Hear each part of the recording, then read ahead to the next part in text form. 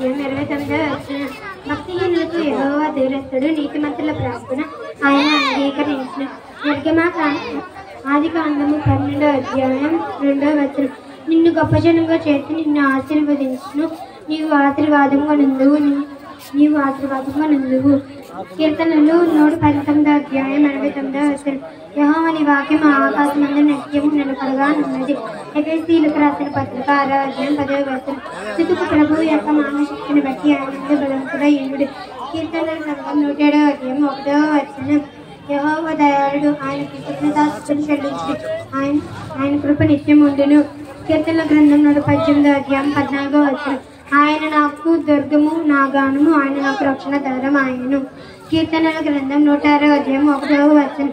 యెహోవాను స్తుతించుడి, యెహోవా దయాళుడు, ఆయన కృతజ్ఞత స్తుతులు చెల్లించుడు, ఆయన కృప నిత్యం ఉండును.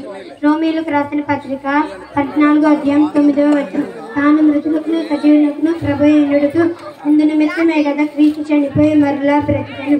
రోమీయులకు రాసిన పత్రిక 12వ అధ్యాయం 14వ వచనం. మిమ్మును హింసించు వారిని దీవించుడు కానీ శపింపవద్దు. ఆమేన్.